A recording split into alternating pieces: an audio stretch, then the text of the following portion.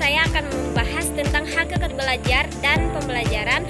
Yang kedua yaitu prinsip-prinsip belajar. Yang ketiga yaitu teori belajar dan pembelajaran. Yang pertama yang akan saya bahas yaitu hakikat belajar dan pembelajaran. Poin pertama, hakikat belajar. Belajar merupakan suatu proses yang kompleks dan menyeluruh, di mana terjadi perubahan dalam diri individu seseorang, baik dalam bentuk pengetahuan, keterampilan, sikap, maupun perilaku sebagai hasil dari interaksi dengan lingkungan sekitar. Belajar ini bukan hanya sekedar menghafal informasi, melainkan sebuah proses aktif di mana siswa membangun pengetahuannya sendiri. Jadi, di dalam belajar, kita akan mengalami perubahan dan menyesuaikan diri dengan tantangan-tantangan yang baru. Contohnya seperti seorang siswa yang awalnya tidak tahu cara menghitung 2 segi 3. Setelah melalui penjelasan guru, latihan soal, dan diskusi kelompok, akhirnya mampu menyelesaikan soal secara mandiri. Ini menunjukkan telah terjadi proses belajar yang mengubah pengetahuan dan keterampilan siswa tersebut. Yang berikut yang akan saya bahas yaitu hakikat pembelajaran, di mana hakikat pembelajaran ini adalah proses yang dirancang dan difasilitasi oleh pendidik agar peserta didik mengalami pengalaman baru belajar yang bermakna. Jadi pembelajaran melibatkan penggunaan metode, strategi, media, dan evaluasi yang sistematis agar peserta didik dapat mencapai tujuan tertentu. Jadi di dalam sebuah pembelajaran tidak hanya berlangsung di dalam kelas secara formal, tetapi juga bisa terjadi dalam berbagai bentuk seperti pembelajaran berbasis proyek, pembelajaran kolaboratif, dan sebagainya. Contohnya seperti guru menggunakan metode eksperimen dalam pembelajaran IPA. Siswa diajak menanam biji kacang hijau, mengamati pertumbuhannya, mencatat hasil, dan menarik kesimpulan. Jadi di sini guru hanya memfasilitasi dan membimbing siswa, sedangkan siswa aktif terlibat dalam proses pembelajaran berlangsung. Yang kedua yang akan saya bahas yaitu prinsip-prinsip belajar dan pembelajaran. Prinsip-prinsip belajar berfungsi sebagai pedoman dalam merancang dan melaksanakan kegiatan pembelajaran yang sangat efektif.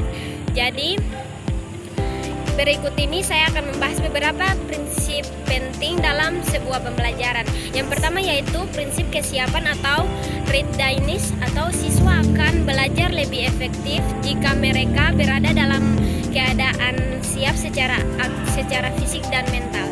Jadi contohnya seperti seorang guru tidak langsung mengajar topik baru, tetapi mengulas materi sebelumnya dan menghubungkannya dengan topik baru agar siswa siap menerima pelajaran yang akan diterima.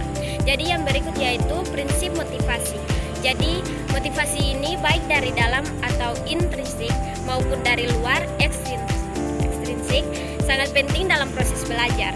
Motivasi membuat siswa lebih antusias dan terlibat. Contohnya seperti seorang guru memberikan reward atau pujian bagi siswa yang berusaha keras atau mencapai hasil yang baik. Ini bisa meningkatkan motivasi siswa lain untuk belajar.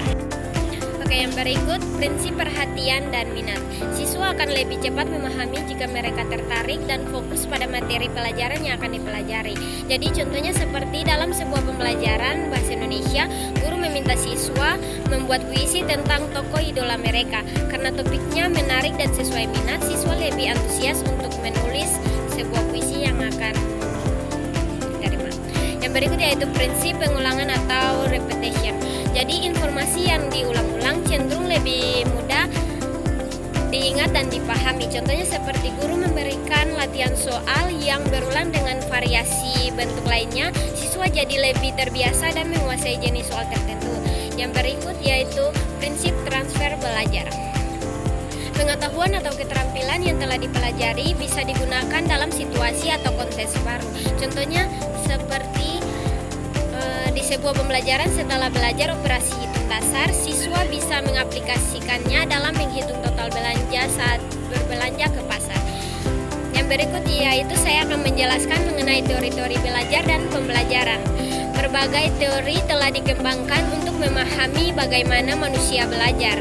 Jadi teori-teori ini memberikan dasar filosofis dan pedagogis bagi guru dalam merancang sebuah pembelajaran. Yang pertama yang saya akan jelaskan yaitu teori behavioristik. Jadi teori ini menekankan bahwa belajar adalah perubahan perilaku yang dapat diamati sebagai respon terhadap rangsangan atau stimulus.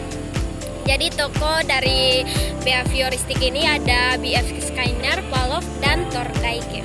Jadi prinsip utama ini penguatan atau reinforcement baik positif maupun negatif sangat penting dalam membentuk perilaku seseorang. Jadi contohnya seperti seorang guru memberikan bintang atau hadiah kecil bagi siswa yang menjawab pertanyaan dengan benar. Siswa lain terdorong untuk aktif dan menjawab agar mendapatkan hadiah. Ini adalah bentuk penguatan yang sangat positif. Yang berikut yaitu teori kognitif. Jadi teori kognitif ini fokus utama teori ini adalah pada proses mental internal seperti berpikir, mengingat, dan memecahkan masalah. Jadi di dalam teori kognitif ini terdapat tokoh Jean Piaget dan Jenor Bruner.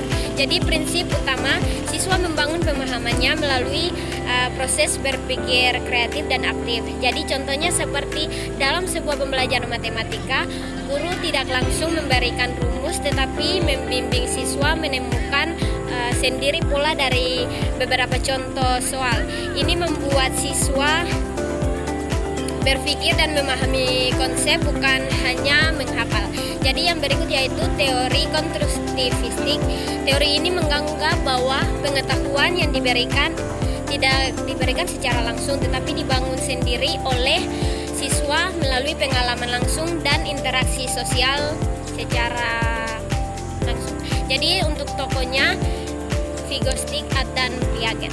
Jadi prinsip utama belajar paling efektif terjadi ketika siswa dibimbing sedikit demi sedikit sesuai dengan kemampuannya. Jadi contohnya seperti guru membagi siswa dalam kelompok untuk memecahkan studi kasus. Siswa berdiskusi, berbagi pendapat satu sama lain dan menyusun solusi bersama. Guru hanya memberi petunjuk jika dibutuhkan. Yang berikut yaitu teori humanistik. Jadi teori ini fokus pada perkembangan kepribadian dan potensi diri siswa secara menyeluruh. Nah, jadi tujuan pembelajaran ini mengacu pada potensi siswa, bukan sekedar hasil akademik siswa. Jadi tokohnya Carl Rogers, Abraham Maslow. Prinsip utama ini, lingkungan belajar harus mendukung rasa aman, penerimaan, dan kebebasan berpikir siswa. Jadi contohnya seperti guru memberi kebebasan siswa memilih topik proyek yang sesuai dengan minat mereka. Siswa merasa dihargai, termotivasi, dan menunjukkan hasil yang lebih baik karena belajar sesuai minat masing-masing. Jadi untuk kesimpulan dari semua yang saya sudah jelaskan, jadi belajar dan pembelajaran adalah dua konsep yang saling berkaitan namun berbeda. Belajar adalah proses internal dalam diri seseorang, sedangkan pembelajaran adalah proses eksternal yang dirancang oleh guru untuk membantu siswa dalam belajar. Jadi proses belajar akan lebih efektif jika memperhatikan prinsip-prinsip belajar seperti kesiapan, motivasi, dan pengulangan. Di sisi lain, teori-teori belajar ini seperti behavioristik, kognitif, konstruktivistik, dan humanistik memberikan fondasi penting dengan merancang pembelajaran yang sesuai dengan kebutuhan siswa yang berbeda-beda. Ya. Sekian video pembelajaran saya kali ini. Semoga video pembelajaran ini bisa bermanfaat bagi teman-teman sekalian. Terima kasih.